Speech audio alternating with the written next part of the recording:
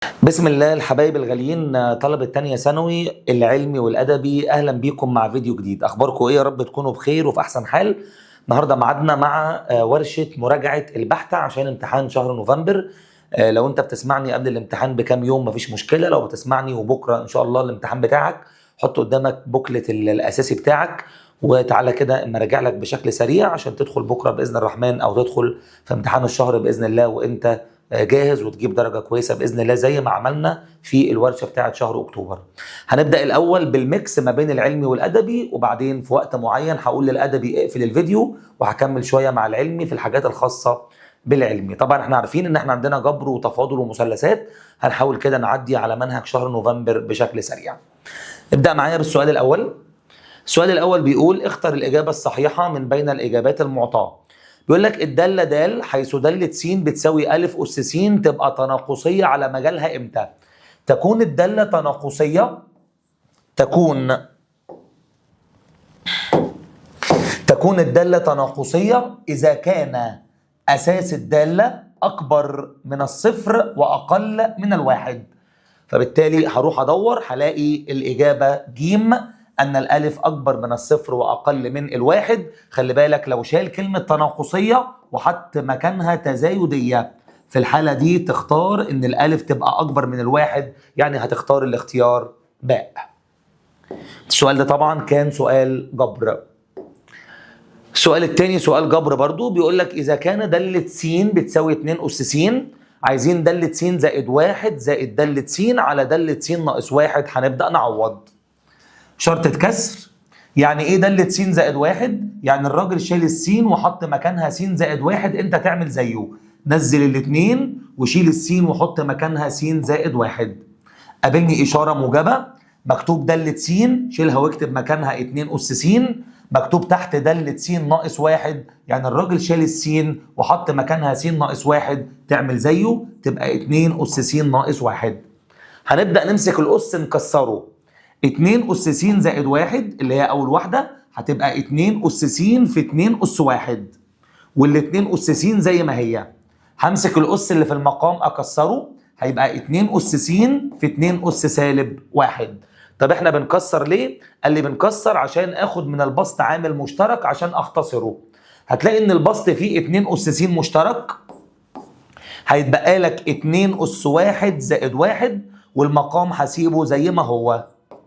هتبدأ تختصر 2 أس س تضيع 2 أس س، وهتبدأ تجمع 2 أس 1 ب2 زائد 1 ب3، و2 أس سالب 1 بنص. لما تقسم ال3 على النص تطلع ال6. معنى كده ان إجابة هذا السؤال هتبقى الاختيار رقم باء. ده سؤال جبر برضو. خش معايا على السؤال رقم 3، ده سؤال نهايات، سؤال تفاضل. نهاية الجذر التربيعي لس تربيع زائد س ناقص س لما الس تقول للا نهاية. أول حاجة هعوض تعويض مباشر، حط مكان السين ما لا نهاية. ما لا نهاية تربيع بما لا نهاية زائد ما لا نهاية يدي ما لا نهاية، جذر الما لا نهاية يدي ما لا نهاية. هطرح منها السين اللي بما لا نهاية، وأنت تعلم أن الما لا نهاية ناقص الما لا نهاية كمية غير معينة. طالما إجابة سؤال النهاية طلعت كمية غير معينة لازم أكمل في التفاضل شوية. طب السؤال ده سؤال س تقول للا نهاية، يلزمني مقام عشان أقسم على أكبر أس في المقام. طب أعمل إيه؟ هنضرب في المرافق. هنزلنها جذر س تربيع زائد س ناقص س لما السين تقول للا نهاية، وهضرب بسطا ومقاما في مرافق المنظر اللي قدامي ده، وهو الجذر التربيعي لس تربيع زائد س زائد س على الجذر التربيعي لس تربيع زائد س زائد س، فالمرافق هو نفس المقدار مع تغيير الإشارة الوسطية. هنزلناها، افتح شرطة كسر كبيرة لما السين تقول للا نهاية. اضرب يا ابني. لما هضرب ده في ده أنا كده بضرب كميتين مترافقتين، بضرب الأول في الأول الأخير في الأخير، الإشارة في الإشارة.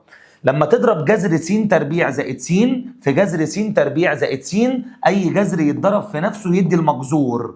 ولما هتضرب س في س هتدي س تربيع، ولما هتضرب سالب في موجب هتدي سالب. وهنزل المقام زي ما هو، وهو الجذر التربيعي لس تربيع زائد س زائد س. ابدأ اختصر. السين تربيع هتضيع مع السين تربيع السالبة، هيتبقى لي نها شرطة كسر س في البسط على جذر س تربيع زائد س زائد س. لما السين تقول للا نهاية هبدأ أقسم على أكبر أس في المقام. القاعدة قالت القسمة على أكبر أس في المقام.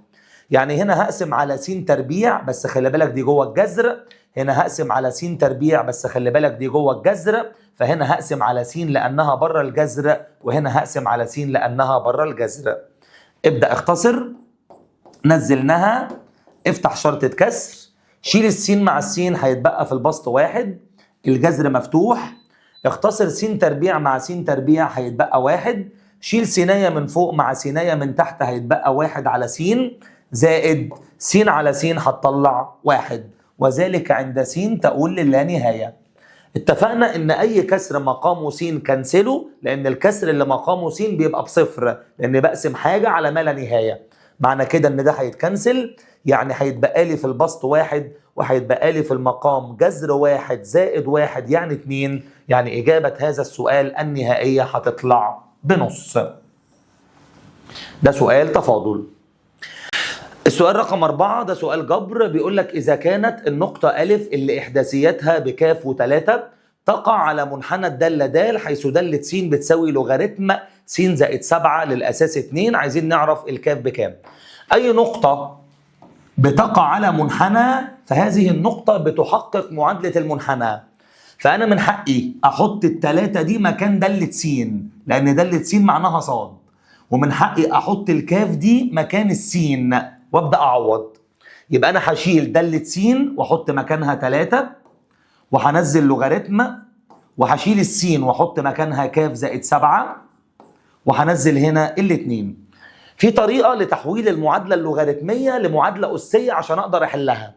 اعرف بقى الأماكن اللي أنا هكتبها دي.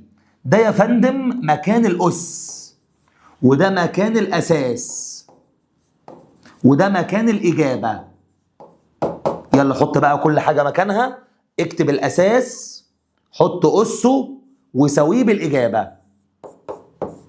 2 أس 3 ب8 هتساوي كاف زائد 7، ودي ال7 الناحية التانية بعكس الإشارة تصبح قيمة الكاف تساوي 1. هتروح تختار من الاختيارات الكاف اللي ب1. السؤال الخامس ده سؤال مثلثات. قياس أكبر زاوية في المثلث اللي أطوال أضلاعه 3 و5 و7. أنت تعلم أن أكبر زاوية تقابل أكبر ضلع، وبناء عليه هنرسم رسمة كده توضيحية عشان نقدر نشتغل من خلالها. آدي يا ابني مثلث. هذا المثلث فيه أضلاع 3، واحد ب3 واحد ب5 واحد ب7. أكبر الأضلاع هو ال7، يبقى دي أكبر الزوايا، يبقى أنا محتاج أطلع هذه الزاوية، وعشان أطلع هذه الزاوية لازم أجيب جتاها. طب تعالى كده نفترض إن الزاوية دي مثلا دي اسمها أ ودي اسمها باء ودي اسمها ج، يبقى احنا محتاجين نطلع جتا زاوية باء. كنا بنعمل الفرشة دي بنحط جمع طرح 2 ضرب ضرب. مين الضلع اللي في وش زاوية باء؟ هو ال7. يترمى بره خالص، غالبا السؤال ده جاي بكرة، يترمى بره خالص بالتربيع. فاضل لنا 3 و5. تكتب هنا 3 بالتربيع، هنا 3 من غير، 5 بالتربيع، هنا 5 من غير، وتعمل شيفت كوساين لهذا المنظر، فهتقدر تطلع قياس زاوية باء. افتح الآلة الحاسبة، اكتب على الآلة الحاسبة شيفت كوساين، شرطة كسر 3 تربيع زائد 5 تربيع ناقص 7 تربيع على 2 في 3 في 5. الكلام ده هيساوي، هتطلع الإجابة 120. معنى كده إن الزاوية الكبرى أو أكبر الزوايا هي 120، يبقى هو ده الاختيار اللي أنا محتاجه. السؤال السادس. مجموعة حل المتباينة، ده سؤال جبر. مجموعة حل المتباينة القيمة المطلقة ل2 س ناقص 6 زائد القيمة المطلقة ل3 ناقص س أكبر من 12. هنعمل حركة خدناها أثناء السنة. هاخد من هنا 2 مشترك، هيتبقى لي القيمة المطلقة لس ناقص 3 اتفقنا ان انا جوه القيمه المطلقه اقدر العب في الاشارات، من حقي اغير الاشارات براحتي، فانا همسك القيمه المطلقه دي واغير الاشارات. السين السالبه اخليها موجبه، والثلاثه الموجبه اخليها سالبه، كل هذا اكبر من 12.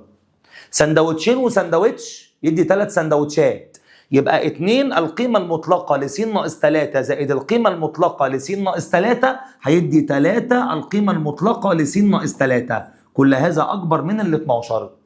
همسك المتباينه دي واقسمها على الثلاثه، هتبقى القيمه المطلقه لس ناقص 3 اكبر من 12 على الثلاثه فيها الاربعه.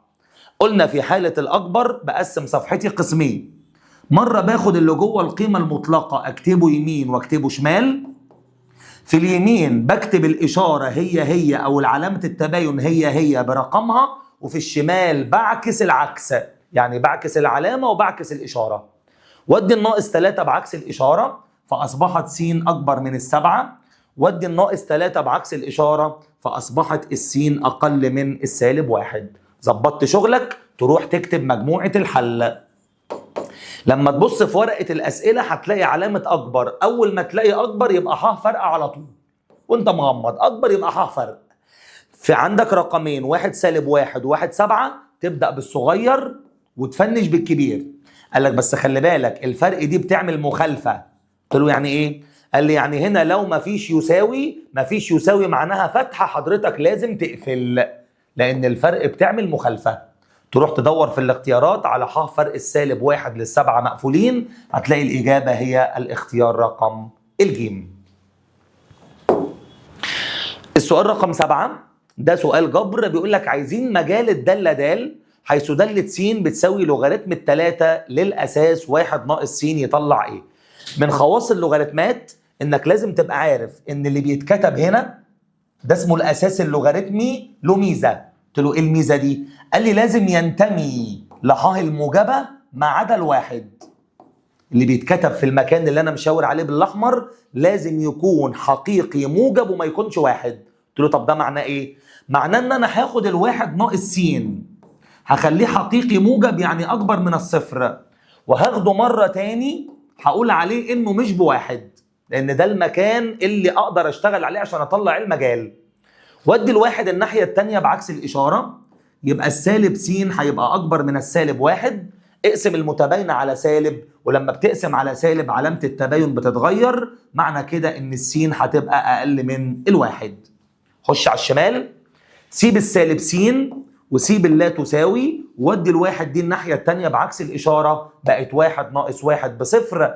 اقسم على سالب، معنى كده أن السين لا تساوي الصفر. يبقى لو أنا جيت رسمت خط أعداد بالمنظر ده وجيت قلت لك فين الحل اللي أنا عايزه، هتقول لي بص يا مستر أنا هاخد كل اللي أقل من الواحد. يعني لو أنا اعتبرت إن ده الواحد مفتوح، هاخد كل اللي أقل من الواحد، بس مش هاخد الصفر. اول ما الاقي الصفر مش هاخده معايا، يعني كل اللي متظلل ده هاخده. شفت ده؟ هو ده الحل بتاعي.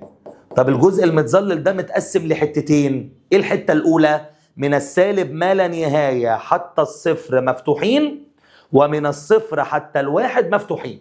يبقى الجزء المتظلل باللون الاسود ده من السالب ما لا نهايه، من السالب ما لا نهاية حتى الصفر مفتوحين اهي يا ابني، اتحاد من الصفر للواحد مفتوحين. يبقى إجابة هذا السؤال هتكون الاختيار رقم د. ده سؤال على اللوغاريتمات. السؤال الثامن، عايزين مجموعة حل المتباينة الجذر التربيعي لس تربيع ناقص 4 س زائد 4 أكبر من صفر في ح هتطلع إيه؟ اتفقنا أثناء السنة ان الجذر لما بيتحط جواه مقدار ثلاثي، المقدار الثلاثي ده بيبقى مربع كامل. في حاجه بتتعمل يا فندم، بتشيل كل حاجه وبتفتح قيمه مطلقه.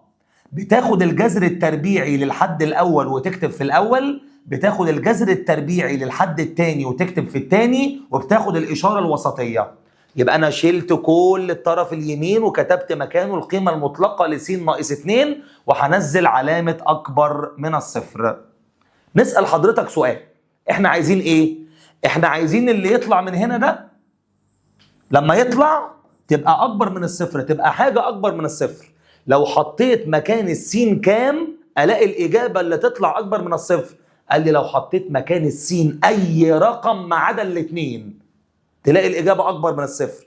حط مكان السين اي رقم، حط 1، 1 ناقص 2 بسالب 1 يطلع من القيمه المطلقه بواحد، والواحد اكبر من الصفر. حط مكان السين اي رقم ما عدا الاثنين، لان الاثنين هيعمل تصفير وهو هنا ما قالش يساوي. يبقى معنى كده ان الاجابه هتبقى كل الاعداد الحقيقيه ما عدا الاثنين، كل الاعداد الحقيقيه ما عدا الاثنين. السؤال رقم 9 ده سؤال مثلثات. في الشكل المقابل أ ب ج د شكل رباعي فيه أ ب ب 8 سنتيمتر وباء ج ب 6 سنتيمتر وقياس زاوية باء ب 90 درجة ودال ج ب 5 سنتيمتر وقياس زاوية أ ج د ب 60 درجة. عايزين مساحة الدائرة المرة برؤوس المثلث أ د ج. عايزين مساحة الدايرة دي. شايف الدايرة دي؟ احنا عايزين مساحة الدايرة دي. قلت له بقول لك ايه يا مستر؟ هي مساحة الدايرة دي مش بتساوي باي نق تربيع؟ قلت له اه. قال لي يبقى مساحة الدايرة بتساوي باي، انا عايز اتشقلط في المسألة عشان اجيب النق. لو جبت النق هبقى وصلت. تقول لي طيب احنا عايزين نشتغلوا هنا. هي النق بتتجاب ازاي؟ قال لي قانون الجيب قال ان اي ضلع على جيب الزاوية اللي في وشه بيساوي 2 نق. قلت له يبقى انا محتاج في المثلث ده اللي الدايره بتلف حواليه ضلع على جيب الزاويه اللي في وشه. تقول لي انا معايا ضلع بس معيش الزاويه اللي في وشه، معايا زاويه بس معيش الضلع، هنعمل ايه؟ هنلعب شويه بقى. بص على المثلث ده، المثلث ده مثلث قائم. الضلع ده ب8 والضلع ده ب6، حضرتك تقدر تجيب ده هيطلع 10 باستخدام نظريه فيثاغورس. قلت له حلو قوي. بص على المثلث ستار، حضرتك معاك ضلع ومعاك ضلع ومعاك زاويه محصوره، تقدر حضرتك تجيب ده باستخدام قانون الجيب بتاع الاضلاع. يعني انا دلوقتي اقدر اطلع الالف دال. يا مستر اقدر اطلع الالف دال. الالف دال هيبقى الجذر التربيعي ل5 تربيع زائد 10 تربيع ناقص 2 في 5 في 10 كوساين 60. الالف دال ده يا ابني طالما معاك ضلعين وزاويه محصوره يبقى الالف دال عباره عن الجذر التربيعي ل5 تربيع زائد 10 تربيع ناقص 2 في 5 في 10 كوساين 60. افتح الآلة معايا، افتح جذر، اكتب جواه 5 تربيع زائد 10 تربيع ناقص 2 في 5 في 10 كوساين 60، وشوف الناتج هيطلع كام. الناتج هيطلع 5 جذر 3. بكده حضرتك طلعت الالف دال ب5 جذر 3. اجري يا جدع واكتب هنا 5 جذر 3. اصبح معاك ضلع ومعاك الزاويه اللي في وشه. تقول لي انا لو قسمت هذا الضلع على جيب الزاويه اللي في وشه هطلع القطر. لو قسمت هذا الضلع على جيب الزاويه اللي في وشه هطلع القطر، ولو جبت ده قسمته على 2 هطلع النق. ابقى خلصت. يبقى انا همسك ال5 جذر 3 اقسمها على ساين 60 والناتج اللي يطلع هقسمه على 2. همسك ال5 جذر 3 هقسمها على ساين 60، الناتج اللي طلع ده القطر، اقسمه على 2 يطلع نص القطر ب5. يبقى معنى كده ان نص القطر طلع ب5، حطه مكانه بقى. يبقى معنى كده ان مساحة الدايرة باي في 5 تربيع، 5 تربيع ب25 باي، ستصبح مساحة الدايرة 25 باي، وهو الاختيار رقم ج. ده سؤال مثلثات محترم، ضم قانون الجيب مع قانون جيب التمام. السؤال رقم 10. السؤال رقم 10 بيقول عايزين نهاية 2 س زائد 3 على 5 س تربيع زائد 4 لما السين تقول للا نهاية. ده سؤال من الأسئلة المشهورة بتيجي في الامتحانات كتير. أول حاجة هنعوض تعويض مباشر، هنضرب 2 في ما لا نهاية بما لا نهاية زائد 3 هيدي ما لا نهاية، وهنضرب ما لا نهاية تربيع بما لا نهاية في 5 بما لا نهاية زائد 4 هيدي ما لا نهاية، ودي اسمها كمية غير معينة. يعني التعويض المباشر ما طلعهاش، يبقى الجبر مش نافع. خش على التفاضل. التفاضل قال إن وجدت لا نهاية حضرتك بتقسم على أكبر أس موجود في المقام، وتقدر تحل السؤال ده بشكل مباشر لو أنت مزنوق في الامتحان.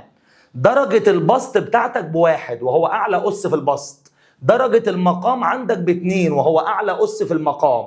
إن وجدت درجة البسط أقل من درجة المقام اكتب الإجابة دي على طول. لو أنت مزنوق في اللجنة تبقى الإجابة 0 على طول. أما لو جالك سؤال مقالي فهتمسك الاتنين س تقسمها على، وتمسك التلاتة تقسمها على، وتمسك الخمسة س تربيع تقسمها على، وتمسك الأربعة تقسمها على، لما السين تقول للا نهاية.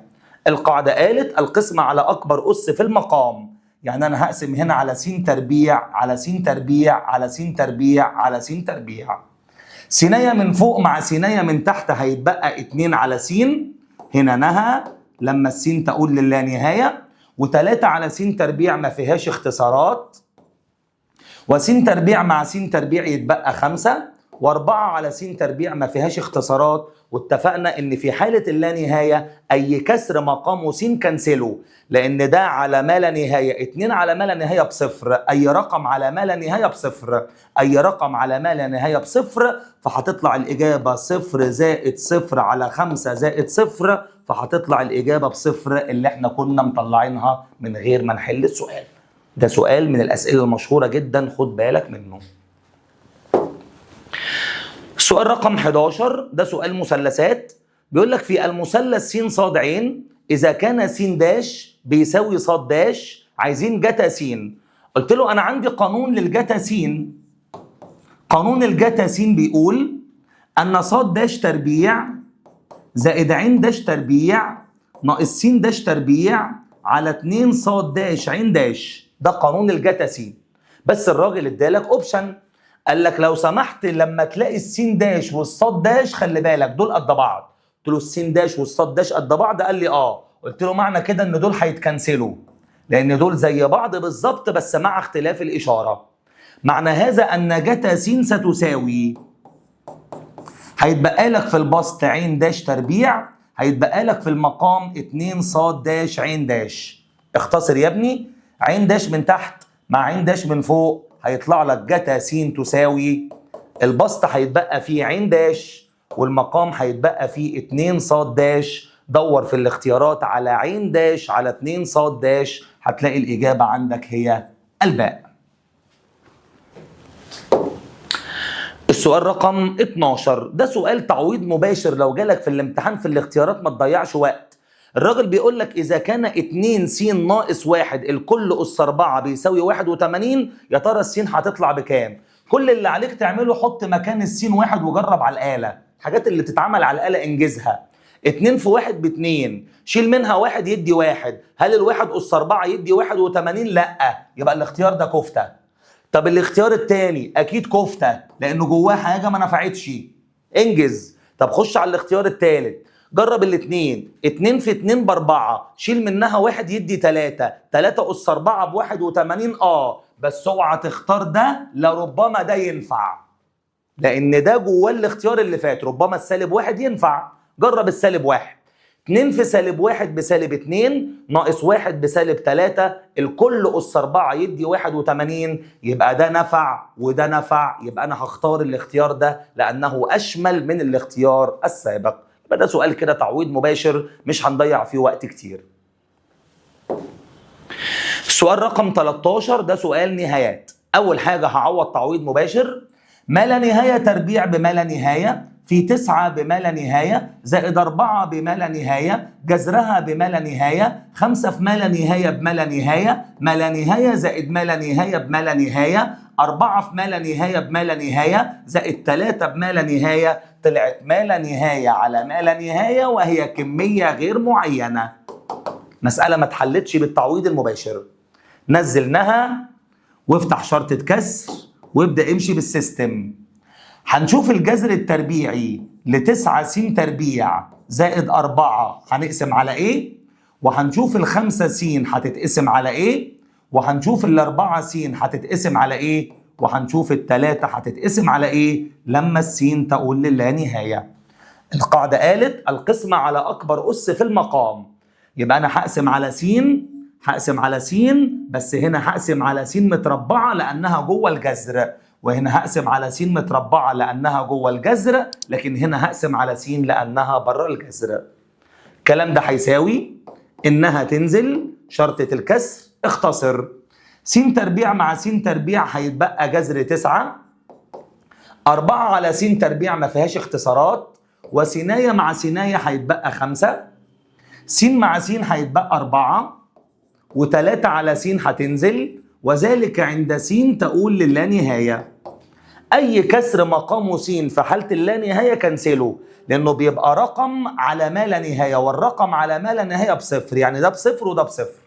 هيتبقى لك في البسط جذر 9 ب3 مجموع عليها 5 و4 زائد صفر، يعني هتطلع 8 على 4 و8 على 4 فيها الاتنين، يبقى إجابة هذا السؤال هتبقى الاختيار د. السؤال رقم 14 ده سؤال له علاقة بأولى ثانوي، سؤال مثلثات بس له علاقة بأولى ثانوي، تعالوا نشوفه مع بعض.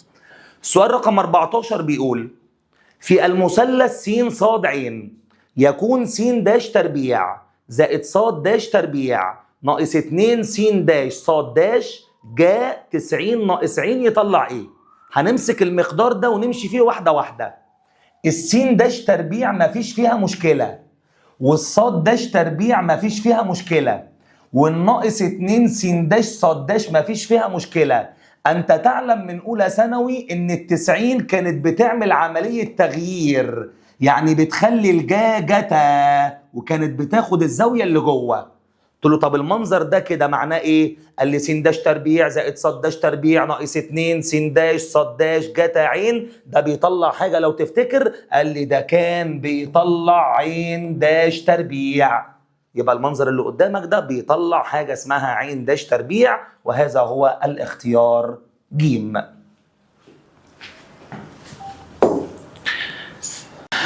السؤال رقم 15: أي سؤال ينفع بالتعويض المباشر مفيش مشكلة خالص، ما ضيعش فيه وقت. السؤال بيقول لك مجموعة حل المعادلة 3 أس س زائد 1 زائد 3 أس س بيساوي 36 في ح يطلع إيه؟ هبدأ أجرب. حط مكان السين صفر، دي هتبقى 3 صفر وواحد واحد يعني 3، ودي هتبقى 3 أس صفر بواحد. هل ال3 والواحد يطلع 36؟ لأ، يبقى الصفر كفتة. خش على الواحد، ده هيبقى 3 1 وواحد 2، وده هيبقى 3 أس واحد ب3. هل ال9 و3 يطلع 36؟ لأ، يبقى الاختيار ده كفتة. خش على الاختيار التالت، ده هيبقى 3 2 وواحد 3 زائد 3 أس 2. 3 أس 3 بيساوي كام يا فندم؟ قال لي 27. طب 27 و9 يطلع كام؟ قال لي يطلع 36، يبقى الاختيار ده ينفع. طب اجرب ده؟ قال لي لا طبعا ما تجربش ده، لان الصفر ما كانش نافع هناك، يبقى الاختيار بتاعك هيبقى 2. ده تعويض مباشر على طول، ترشقه على طول وانت في اللجنة، الامور بتاعتك تبقى زي الفل. السؤال رقم 16 بيقول لك إذا كانت دالة س بتساوي 2 أس س، عايزين نطلع قيمة س التي تحقق المعادلة دالة س زائد 1 ناقص دالة س ناقص 1 بتساوي 24 تساوي كام؟ هبدأ أشوف شغلي. هو الراجل لما حط هنا س حط هنا س، قلت له أيوه.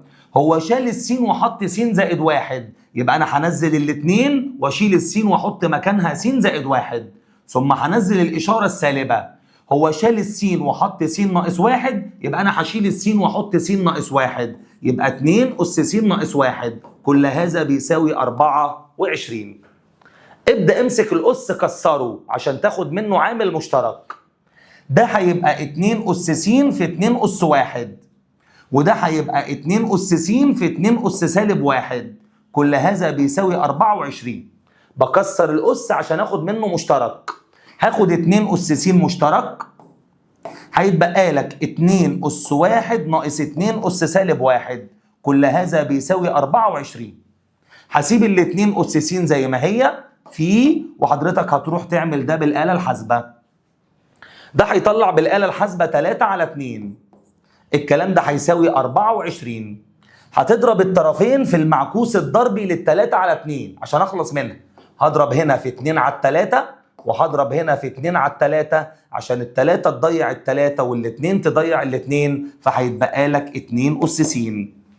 24 في 2 على 3 هيطلع 16، يبقى 2 أس س هتساوي. هل تعلم ان ال 16 2 أس 4؟ تقول لي اشمعنى اخترت 2 أس 4؟ عشان يبقى الاساس بيساوي الاساس، يبقى الاس بيساوي الاس. يبقى انا بختار حاجه اقدر اكمل بيها. اخترت ال 16، ليه ما قلتش 4 أس 2؟ عشان الاربعه مش هتساوي ده. اخترت 2 أس 4 عشان الاساس يساوي الاساس، يبقى الاس بيساوي الاس. معنى هذا ان قيمه السين هتطلع في هذا السؤال ب4. ده سؤال جبر. السؤال رقم 17 ده سؤال نهايات باللا نهايه، لازم اعوض تعويض مباشر لو سمحت. يلا مستر. 2 في ما لا نهايه بما لا نهايه، و3 بما لا نهايه، 4 في ما لا نهايه بما لا نهايه، ناقص 1 بما لا نهايه، ما لا نهايه على ما لا نهايه ما لا نهايه، جذرها بما لا نهايه على ما لا نهايه، طلعت كميه غير معينه. يعني السؤال ما نفعش بالتعويض المباشر. هنزلناها وافتح جذر تربيعي كبير واشوف السين هتتقسم على ايه، واشوف الاتنين سين هتتقسم على ايه، واشوف الاربعة سين هتتقسم على ايه، واشوف الواحد هتتقسم على ايه لما السين تقول للا نهاية. القاعدة قالت القسم على اكبر اس في المقام، يعني هنا هقسم على س، هنا هقسم على س، هنا هقسم على س، هنا هقسم على س، وطبعا كله جوه الجذر، يعني مفيش مشكلة خالص. ابدأ اختصر.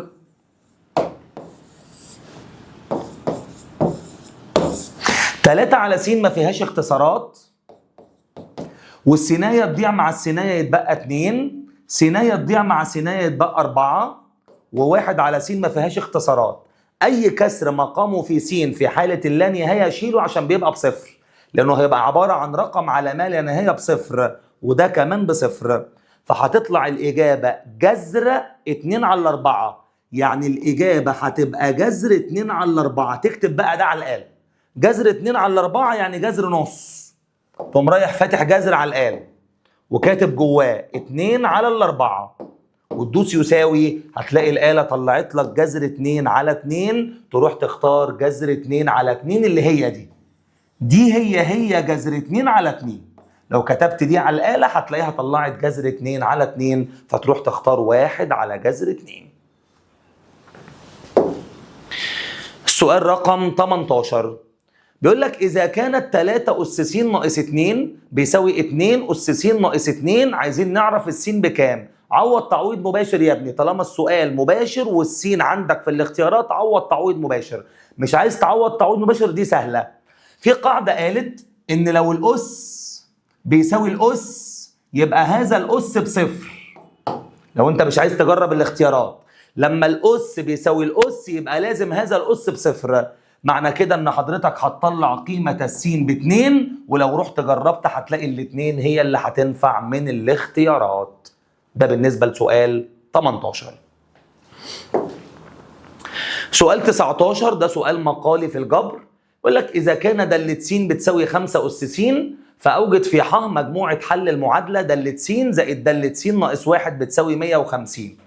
هشيل دالة س واكتب مكانها 5 أس س، وهشيل دالة س ناقص 1 واكتب مكانها 5 أس س ناقص 1، وهساوي الكلام ده ب150.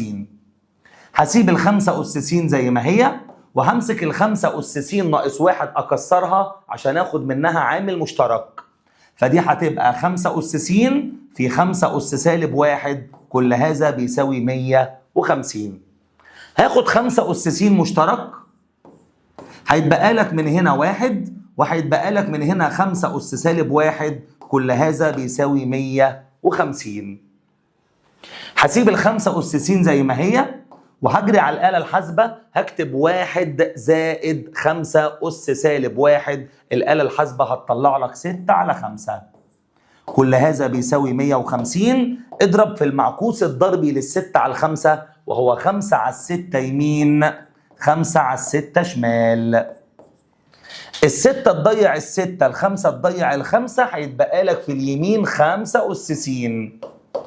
و150 في 5 على 6 ده هيدي 125. يبقى الخمسة أس س تساوي، هل تعلم أن المية 25 بخمسة أس 3؟ فأصبح الأساس بيساوي الأساس، يبقى الأس بيساوي الأس. معنى كده إن الراجل بيقول لك أوجد في ح مجموعة الحل، تقول له السين طلعت ب3، معنى هذا أن مجموعة الحل هتبقى ب3. سؤال رقم 20 ده سؤال مقالي، سؤال جبر. أوجد في ح مجموعة حل المتباينة الجذر التربيعي لس زائد 2 الكل تربيع زائد القيمة المطلقة ل 2 س زائد 4 أقل أو يساوي 6 جبريا. حضرتك ينفع تشيل الأس مع التربيع، ينفع أقول بالتربيع الجذر يضيع عادي جدا، بس لو سمحت اللي هيتبقى لازم يتحط جوه قيمة مطلقة. قول بالتربيع الجذر يضيع وغني وقوم ارقص، بس اللي يتبقى لازم يتحط جوه قيمة مطلقة. زائد انا هاخد من هنا 2 مشترك، فهيتبقى س زائد 2، كل هذا اقل او يساوي 6. سندوتش وسندوتشين يدي ايه؟ يدي 3 سندوتشات. يبقى القيمة المطلقة لس زائد 2 زائد 2 القيمة المطلقة لس زائد 2 هيدي 3 القيمة المطلقة لس زائد 2، كل هذا أقل أو يساوي 6. همسك هذه المتباينة وأقسمها على 3، ستصبح القيمة المطلقة لس زائد 2 أقل أو تساوي 2. متباينة الأصغر بتقول الآتي: هاخد اللي جوه القيمة المطلقة واكتبه في الوسط، حط على يمينه أكبر أو يساوي، حط على شماله أصغر أو يساوي. تاخد الرقم ده وتكتبه بالسالب وتكتبه الناحية التانية بالموجب وتحل. ودي الاتنين بعكس الإشارة يمين وبعكس الإشارة شمال، يبقى السين هتنزل أكبر أو يساوي سالب 2 ناقص 2 يعني سالب 4، أقل أو يساوي 2 ناقص 2 يعني 0. معنى هذا أن مجموعة الحل ستكون من سالب 4 إلى 0 مغلق. يبقى مجموعة الحل هتبقى من سالب 4 إلى 0 مغلق، وده سؤال مقالي من أسئلة الجبر. كده طالب الأدبي نقول له في رعاية الله اقفل الفيديو، عايز تجيبه من الأول هاته من الأول، افتح بقى البوكلت بتاعك الأساسي واقعد يلا راجع عشان ربنا يكرمك بكرة بإذن الله. وطالب العلمي لسه قاعد معايا شوية، يلا علمي. السؤال رقم 21: إذا كانت دالة س بتساوي س تكعيب زائد 7، عايزين دالة سالب 1 للسالب 1. يعني إيه دالة سالب 1؟ يعني الدالة العكسية. إيه الدالة العكسية دي يا مستر؟ قال لي هل تعلم أن دالة س معناها صاد؟ قلت له الناس كلها عارفة أن دالة س معناها صاد، يعني صاد هتساوي س تكعيب زائد 7. قلت له كويس. قال لي لو سمحت بدل الصاد بالسين والسين بالصاد، اعكس، عشان كده سموها دالة عكسية. يبقى أنا هحط مكان الصاد س وهحط مكان السين صاد، وأي حاجة تانية مش هلمسها. امسك بقى المعادلة دي وتشقلط فيها وهات لي الصاد لوحدها. قلت له ماشي. ودي ال7 كده مستر بعكس الإشارة، فدي هتبقى س ناقص 7 بتساوي الصاد تكعيب. قلت له كويس. قال لي خد الجذر التكعيبي للطرفين هتلاقي الصاد بقت لوحدها. معنى كده ان الصاد لما هاخد الجذر التكعيبي لصاد تكعيب بقت صاد، والناحية اليمين بقت الجذر التكعيبي لس ناقص 7. هتعمل ايه يا فندم؟ هتحط مكان السين دي هذا الرقم. ان الراجل بيقول لك هات الدالة العكسية لما السين بسالب 1، يبقى معنى كده ان الصاد هتبقى الجذر التكعيبي، حط مكان السين سالب 1 وكمان سالب 7، يبقى الصاد هتساوي الجذر التكعيبي للسالب 8 هو سالب 2. يبقى إجابة هذا السؤال النهائية ستصبح سالب 2. السؤال رقم 22 يقول لك إذا كانت دالة س بتساوي 3 س تربيع زائد أ س ناقص 2 لما السين أكبر من التلاتة، و2 س زائد باء لما السين أقل من 3، قال لي فإن نهاية دالة س بتساوي 16 لما السين بتساوي 3. قلت له ده كلام جميل. قال لي لو سمحت قول لنا بقى الألف زائد الباء بتساوي إيه؟ قلت له حلو قوي. بص يا ابني بعد ما تصلي على النبي، لما يدي حضرتك دالتين ويقول لك الدالتين دول النهاية بتاعت المسألة كلها ب16، عارف ده معناه ايه؟ معناه ان اي واحدة من الاتنين دول ينفع تساويها بال16 مع وضع السين ب3 كمان. يعني حضرتك ينفع تاخد التلاتة س تربيع زائد الألف س ناقص الاتنين وتساويها بالاتنين س زائد الباء وتساويهم بال16. مش بس كده، ده انت من حقك تحط مكان السين 3. قلت له دي سهله قوي. قال لي دي جميله. يلا يا ابني عوض. تبقى 3 في 3 تربيع زائد ألف في 3 ناقص 2 هتساوي 2 في 3 زائد باء، وكل هذا بيساوي 16. 3 تربيع ب9، 9 في 3 ب27، وألف في 3 ب3 ألف ناقص 2 و2 في 3 ب6 زائد باء، كل هذا بيساوي 16. هي المسألة عايزة مني ايه؟ مسألة عايزة مني ألف زائد باء. همسك ده واساويه مرة بال16، ثم همسك ده واساويه مرة بال16. المرة الأولانية هطلع الألف، المرة الثانية هطلع الباء.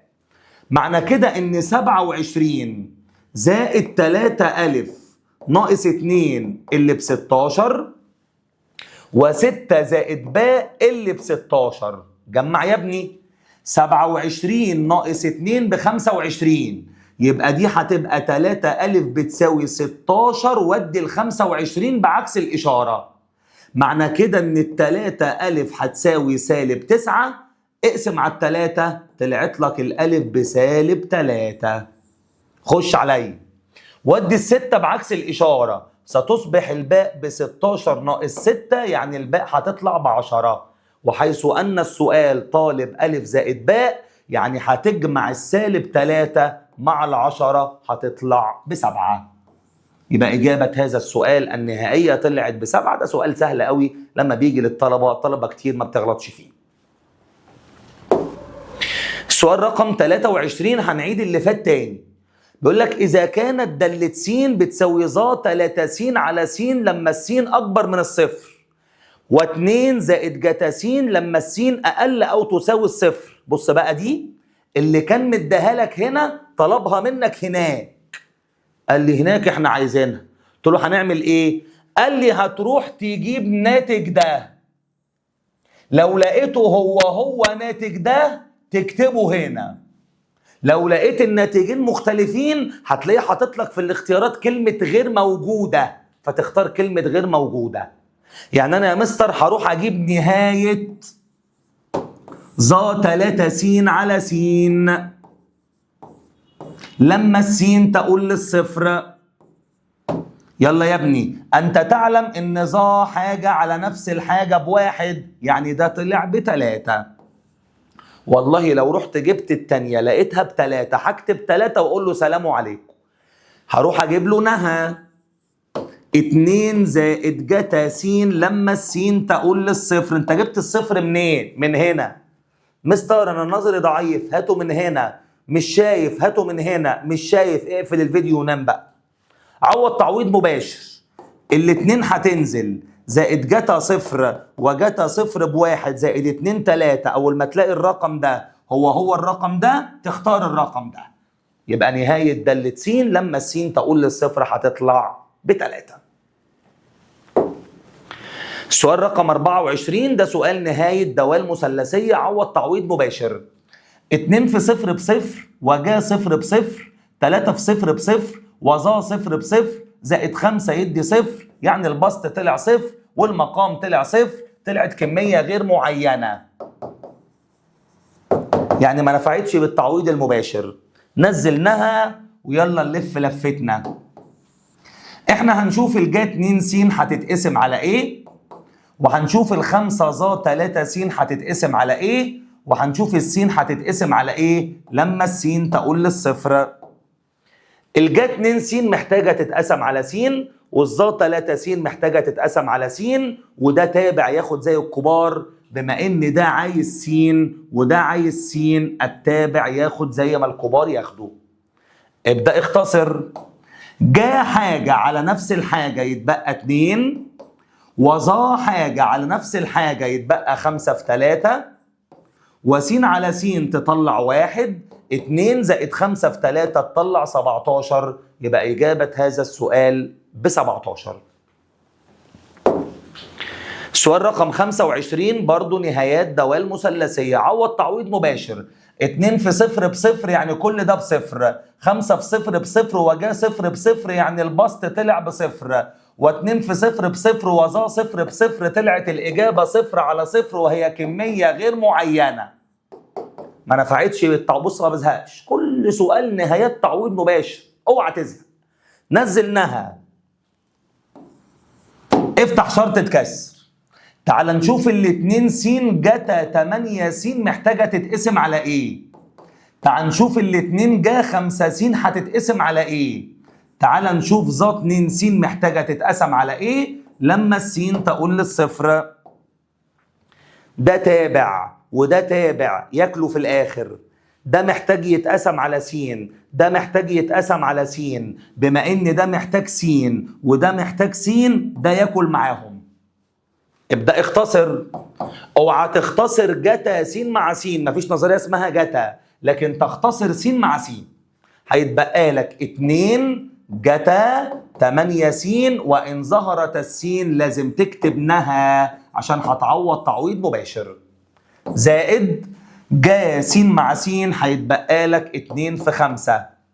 وظا س مع س هيتبقى لك 2. يلا يا ابني عوض تعويض مباشر. 8 في صفر بصفر وجتا صفر بواحد لما تتضرب في 2 تدي 2. و2 في 5 ب10 اقسم على 2 هتطلع الإجابة 6.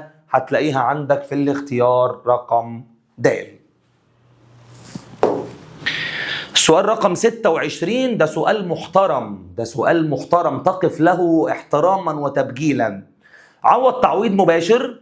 جا صفر بصفر وصفر وواحد واحد. جذر الواحد بواحد لما اطرح منه واحد هتدي صفر. طلعت الإجابة صفر على صفر كمية غير معينة. ده عشان يبقى نظرية محتاج يتقسم على س. طب أنا هنا هقسم على س إزاي؟ اضرب في المرافق. تلاقي السؤال مش نافع معاك لو تفتكر في المحاضرات. اضرب في المرافق. يبقى أنا هنزل هنا نها. همسك الجاسين اللي على جذر س زائد واحد ناقص واحد. لما السين تقول للصفر هضرب في مرافق المقام وهو نفس المقام مع تغيير الإشارة الوسطية بسطا ومقاما. يلا يا ابني اضرب. إنها تنزل شرطة الكسر تنزل. البسط أنا هضم الجاسين هتتضرب في جذر س زائد واحد زائد واحد. المقامات بقى مترافقة فهضرب الترافق. أي جذر يتضرب في نفسه يدي المجذور، والواحد يضرب الواحد يدي واحد، والسالب يضرب الموجب يدي سالب، وذلك عند س تقول للصفر. اختصر يا ابني. تقول لي الواحد بالموجب هيضيع الواحد بالسالب، هيتبقى نها جا س اللي مضروبة في جذر س زائد واحد زائد واحد على س لما السين تقول للصفر. يلا نشوف هنقسم على ايه. ده محتاج يتقسم على س عشان يبقى نظرية، وده تابع وده تابع، يبقى انا هقسم هنا على س واقسم هنا على س. اختصر يا ابني. جا س مع س بواحد هيتبقى لي في البسط جذر س زائد واحد زائد واحد، وإن ظهرت السين لازم تكتب نها عشان هتعوض تعويض مباشر وما بقاش في مقام خلاص، لأن المقام بقى بواحد. عوض تعويض مباشر. صفر وواحد بواحد، جذر الواحد بواحد، وكمان واحد يدي 2، وهذا سؤالا مقاليا، فإجابة هذا السؤال طلعت ب2.